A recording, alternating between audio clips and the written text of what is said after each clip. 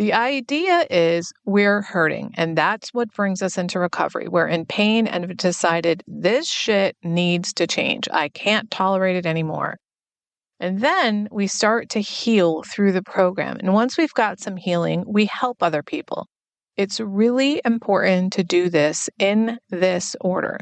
You don't want to go from hurting right to helping without the healing, especially not when you're an adult child, because that would be codependent. You'd literally end up focusing more on the other person's healing than your own. And you don't have a solution to share with other people if you're still hurting and haven't done any healing. Hi, I'm Barb Nangle. I want to welcome you to my podcast, Fragmented to Whole, Life Lessons from 12-Step Recovery, where I help people heal their emotional, psychological, and spiritual wounds and make deep, lasting changes in their lives. I'm the founder and CEO of Higher Power Coaching and Consulting. I'm a boundaries coach who specializes in helping women who are focused on what others are thinking and doing and neglect themselves in the process. And I have coached hundreds of people on how to build healthy boundaries using my exclusive Build framework. On this podcast, I share my experience, strength, and hope from recovery. I don't support or endorse any particular 12-step recovery fellowship, and I don't claim to speak for any particular 12-step fellowship. I also don't believe that 12-step recovery is the only way to recover. You might need additional help. I'm an avid beachcomber who collects sea glass, shells, wood, and stones. I am a formerly closeted fan of the Hallmark Channel, especially the Christmas movies. Hello, Christmas in July. I wear fingerless gloves from September to June because my hands are always cold, so I have about 15 pairs. And I get a huge kick out of counting how many days, weeks, and months there are until my birthday or Christmas at completely random times of the year. My hope is that you'll find my words concretely helpful in improving your life, whether you're in recovery or not. If you like what you've heard on this episode, please screenshot it and share it on your social media and tag me at Higher Power Coaching.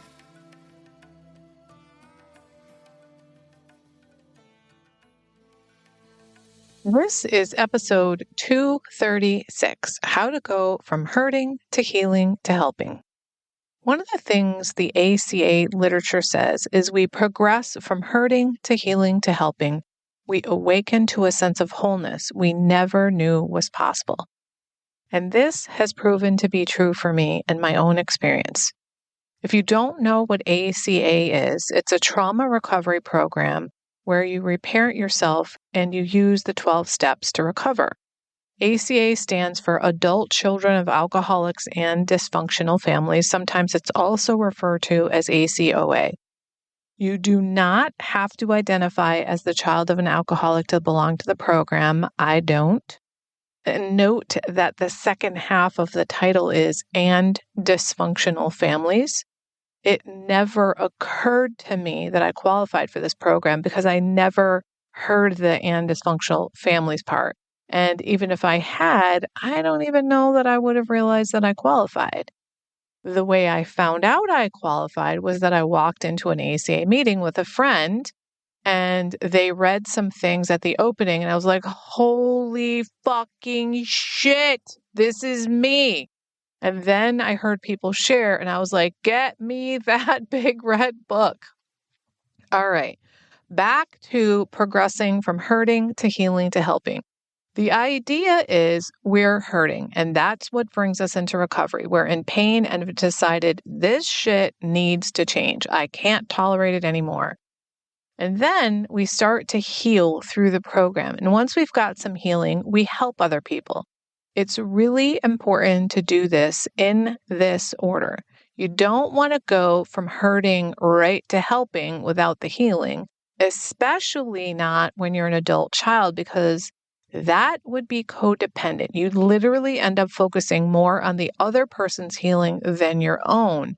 And you don't have a solution to share with other people if you're still hurting and haven't done any healing. Remember, in recovery, we share our experience, strength, and hope. That is, we share what it was like, what happened, and what it's like now. We want to give hope to other people by letting them know I was like you. I had similar experiences and behavior patterns. I'm not like that anymore. That is, here's how I'm different. And here's how I did that. Here's what I did to get from being one way to being a different way. However, you can't do any of that until you've done the healing part. If you try to go from hurting to helping, it would be kind of like going from step 1 to step 12 without doing steps 2 through 11 in between. All 12 steps exist for a reason, and they're in that order for a reason. Here's more about the healing part. We definitely need to feel and express the feelings that we didn't feel when we were younger. That's a really important part of the process of going from hurting to healing. But we need to process the experiences we had that gave us those feelings. To process those experiences means we reflect on them. And typically, we come to some kind of resolution of the feelings associated with them. And we also typically get some kind of insight from them or about them when we process them. We don't just feel the feelings. Sometimes we can do the processing by ourselves, typically through journaling, but more frequently, we process the experiences we had with another person. This could be your sponsor, a fellow traveler, a clergy person. Frequently, it's a therapist or maybe a coach such as myself. It could be a really good friend who has your best interest in mind and is also a growth-oriented person. But we don't just think about the experience, feel the feelings and release them, or think about the experience and just steamroll past it and say, hey, that didn't matter. What's done is done, or what's in the past is in the past. Because it's not just in the past. Until you process it, it's literally still within you. What happens for so many adult children who weren't allowed to have the feelings that normally arise from the kinds of situations we encountered as children is those feelings get stuck inside us. The issues are in our tissues. When I say we weren't allowed to have our feelings, it could be that we were not allowed to express them in our families because our families said things like, we don't have those feelings here, or they strongly implied that. But more than likely, we don't allow ourselves to feel and express because we didn't feel safe doing so when we were children. We get the message in our families, even if it's not a verbal message, it's not safe for you to experience those feelings. And it is especially not safe for you to express those feelings. So we repress them. So in order to go from hurting to healing, the feelings work is super important. Now, I don't think that any of us will ever be 100% healed. I doubt that happens for anybody. Personally, I continue to heal every day, but the rate of acceleration of healing has slowed way down. I still continue to heal. Now, once we've done some healing, then we can go to helping. And that's because we can't keep what we have without giving it away, as we say in recovery. When I share my experience, strength, and hope of recovery with others, especially newcomers, I cannot forget who I am, what happened to me, and what recovery has done for me. When I continually share my story with others, it stays in the forefront of my mind. Just how much this recovery has changed me, how much freedom I've gotten from it. As it says in the AA Big Book, nothing will help keep you sober like helping another alcoholic. The same is true with ACA recovery. Nothing will keep you emotionally sober like carrying the message of recovery to another adult child. We can only get to the helping part after the healing part because now we have something to share with other people that gives them hope. We share with them what it was like before recovery, what it's like now, and the things we did to make that shift. Typically, we say, here's what I did. It won't necessarily work for you, but it might. And when you're trying to change your life, it's a good idea to look to people who have changed in ways you want to change and then try the things they tried. Not every recommendation you get will work for you, but some of them are guaranteed to. And that's another of the many reasons why it's important to be in a group setting with other people in recovery, because you get all kinds of suggestions for how to go from hurting to healing to helping. Now, if dealing with your feelings and emotions is really difficult for you, I get it. That's such an important part of recovery, and it's one of the most difficult parts for everybody, especially in ACA. I have some free resources to help you out. I will put a link in the show notes. It's a link to a page on my website about emotional resilience. It includes a free article, a free downloadable worksheet, and links to 5 of my podcast episodes that have to do with managing your feelings. If you find these helpful, I have a ton more resources on feelings. And if you want to dig into those with me, you can sign up for a coaching session with me so we can work on them together. And I also sell a 3-session coaching package, which, by the way, you can do coaching with me on any topic for either the 1 session or the 3-session package. And it's cheaper to do it if you buy 3 sessions at once. I will put a link in the show notes so you can take a look at both the single coaching session and the 3-session package to see which is best for you.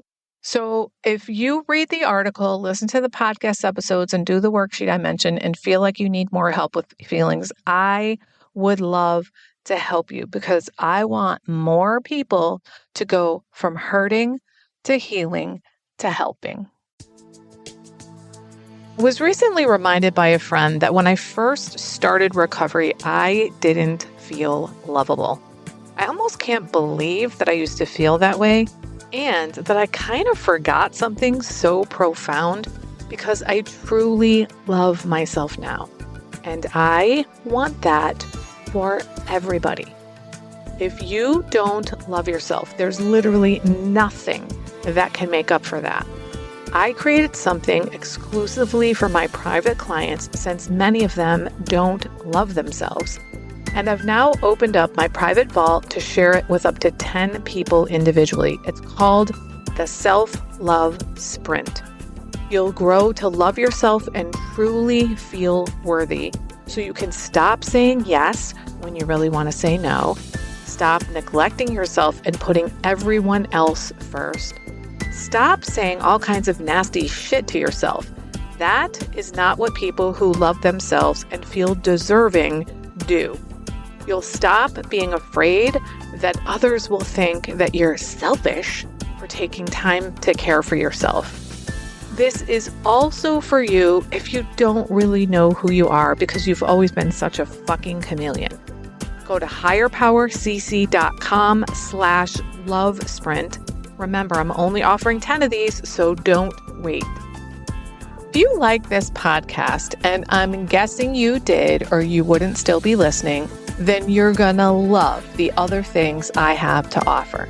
If you'd love pre-release podcast scripts and episodes before anyone else gets them, or if you'd love access to content from my private vault that I developed exclusively for my private clients, which is like having a work session with me without me actually being there, go to patreon.com/higherpowercoaching. There are 3 tiers ranging from as low as $4 up to $24 a month. You'll also love my weekly newsletter, Friday Fragments, which has content very similar to the podcast. You can check it out at fridayfragments.news. That's fridayfragments.news.